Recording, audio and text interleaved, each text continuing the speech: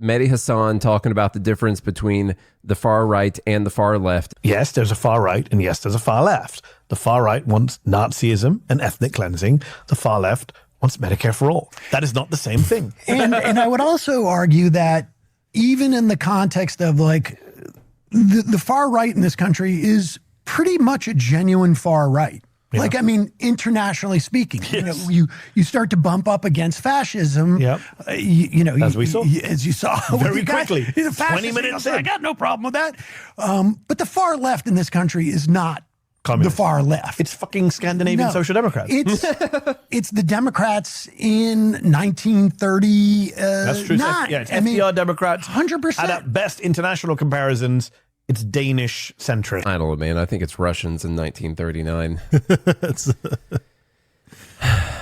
That's so when you frame it that way. Yeah. That's all you have to do is define it. You just decide that the far left doesn't exist, but that the far right is actually like a super strong contingent. And you define like what you think is fascism and what are there a lot of people calling for like ethnic cleansing? Is that like a super dominant portion of what we consider to be people on the political far right these days? I would like to see the evidence of that. Is their Twitter feed? I get they could be. Is their X feed just full of? Is he talking about Israel and Gaza? Is that what he's talking about potentially? Isn't the left upset about Israel? Yeah, and the Gaza? right is happy that Israel is killing all the people in Gaza. So maybe that's the ethnic cleansing point that he's making. I'm not real sure. So maybe we'll allow him 1 point on that one. But pretending like the far left just doesn't exist and that there's not a bunch of commies out there. I mean, heck, the Democratic Socialists are winning elections. They've got a strategy, which, by the way, is pretty crazy. Like, they've taken the far left portion of their ideology and they've decided to use the Democratic Party as their vehicle to actually win elections and maybe make some changes in some places. Socialist agenda is just Danish centric. That's it. That's all it is. This reminds me of remember when Jordan Peterson was going around debating in the teens? Yeah, like 2018, 2019. Back in the good old days, yeah. And he was debating a lot of people, and his question that was never answered, still to this day, is like, when does the left go too far? He kept asking that question, and no one on the left could define it. Mm-hmm. Like, what is the line when the left goes too far and they devolve into communism or something that resembles the deaths of over 100 million people in the 20th century? No one can define that. I would say Medicare for all crosses that line. You're going to say that a private market in healthcare can no longer exist. Not that we have one today. That's not what I'm arguing. Yeah, they said that a long time ago, actually. I also like how he frames it in the far left in this country. They're just virtuous. What they want is just to take care of people. And that's what's the harm in that? Like, that's the argument that people make for all the terrible things that happened under communism throughout history, is that at least it was being done for a good reason. Like Hassan Piker will make that argument. There's a guy who he'll go and speak at a college and wear a freaking Mao uniform, and that's okay. I mean, I don't even understand. Like, sure, I guess free speech, and if they want to allow that, that's fine, but it shouldn't be seen as anything moral whatsoever. He should be laughed out of the room anytime he's in the room. But because these people were like trying to make the world a better place, I guess you just got to kill half the world, and then after that, the beautiful communist utopia afterwards would be better for everyone. As long as you're trying to do that, then it's fine. The extreme left celebrates violence today. Costco brings up a good point, the Fed Haters Club, which you could go join gmail.com, that Charlie Kirk wasn't assassinated. Mm-hmm. Like that, his assassination was celebrated. Rand Paul being attacked by his neighbor.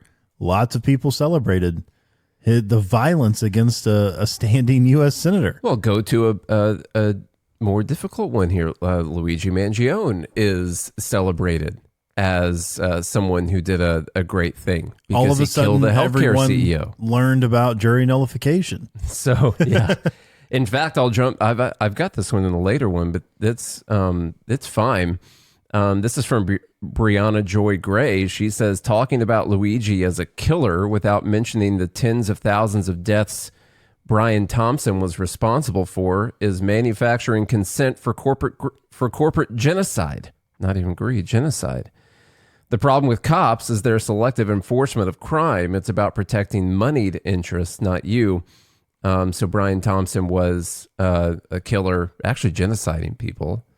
And the Luigi, you gotta, when you say that he's a killer, you gotta mention how many people the person he killed, and not only does it not make any, like there's hours of us talking about why this doesn't make any sense going into the healthcare industry. You can say that if you just want to redefine like what the far right and the far left are, and if you want to ignore the far left contingents of your actual political ideology. And people like Mehdi Hasan, people like this bother me even more because he tries to portray this image of being a truth teller, like in a world of media personalities that are just lying to you all the time. But everything that he does is like manufactured and manipulated and lies.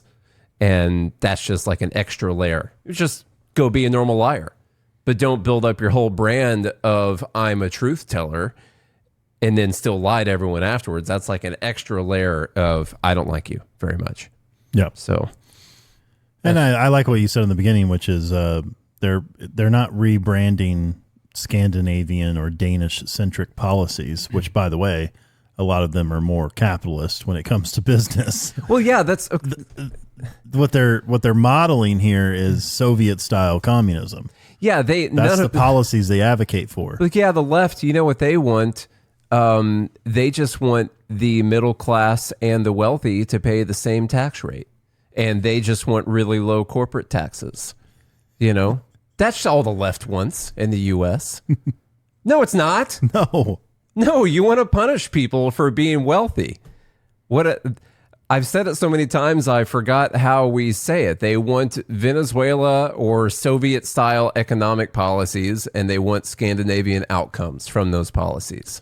I saw a video last night of this lady who was doing comparison of having a child in the UK and a child in America.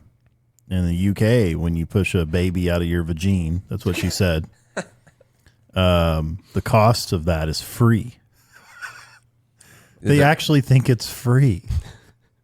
Okay, the woman doesn't have to pay the bill at the point of service or after she leaves. She doesn't get a bill in the mail. Okay, but somebody pays for that baby coming out of that vagine. Mm-hmm. Okay, dude, somebody pays for that, and she probably does throughout all the years of her working life because she's getting taxed at 50+% for the free healthcare.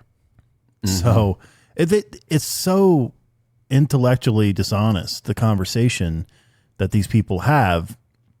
And unfortunately, it's working. And I don't know, a lot of times I think, man, people are smarter than we think they are. And then other times I'm like, God, no, they really are dumb. And that's why this is Dumb Bleep of the Week.